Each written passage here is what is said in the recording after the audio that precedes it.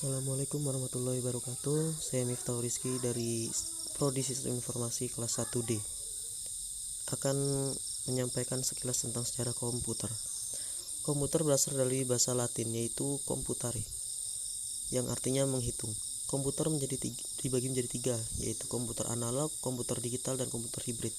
Komputer analog itu bisa digunakan untuk data yang bersifat kontinu dan bukan data berupa angka, melainkan akan bentuk fisik. Contoh seperti arus listrik, temperatur, dan speedometer. Komputer digital yaitu untuk mengolah data yang bersifat kuantitatif dalam bentuk angka, huruf, tanda baca, dan lain-lain. Keunggulan dari komputer digital ini yaitu dapat memproses data lebih tepat, dapat menyimpan data selama masih dibutuhkan proses, dapat melakukan operasi logika. Data yang telah dimasukkan dapat dikoreksi atau dihapus. Output dari komputer digital dapat berupa angka, huruf, grafik, maupun gambar. Yang ketiga yaitu komputer hibrid. Komputer ini merupakan kombinasi dari komputer analog dan komputer digital.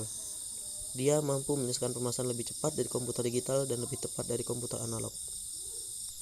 Komputer generasi pertama tahun 1949 itu sirkuitnya masih menggunakan vacuum tube. Program dibuat dengan bahasa mesin dan memorinya masih menggunakan magnet tape dan magnet disk. Memorinya menggunakan mechanical state dan ukuran fisik komputer sangat besar dan mesinnya cepat panas. Prosesnya kurang cepat dan kapasitas penyimpanan masih kecil, tapi memiliki daya listrik yang besar. Seperti contoh komputer ENIAC, itu merupakan komputer generasi pertama.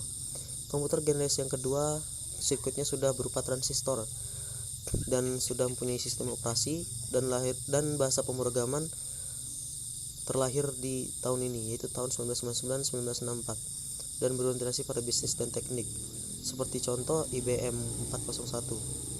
Komputer generasi yang ketiga itu menggunakan IC atau Integrated Circuit, dan di tahun ini, tahun 1964 sampai 1970, itu terlahirlah aplikasi software dan multiprocessing dan multi-programming, seperti contoh IBM S360. Komputer generasi yang keempat tahun 1970 sampai 1990 itu menggunakan Large Scale Integration ataupun LSI, dan mikroprosesornya adalah penggabungan seluruh komponen komputer, CPU, memori, kendali, I/O, dan diprogram sesuai dengan kebutuhan. Di tahun ini juga terlahirnya PC atau personal komputer dan LAN, dan juga terlahirnya mouse seperti contoh IBM 370. Komputer generasi kelima yaitu yang komputer dari tahun 1990 sampai sekarang, yang seperti kita lihat seperti biasanya, itu sudah menggunakan very large scale integration, sudah mempunyai mikroprosesor dan semikonduktor, sudah tidak berorientasi pada kecepatan atau ukuran fisik, namun lebih menonjolkan performance artificial intelligence, dikenal juga dengan sebutan generasi Pentium. Mungkin hanya itu yang bisa dapat saya sampaikan sekilas tentang sejarah komputer. Wassalamualaikum warahmatullahi wabarakatuh.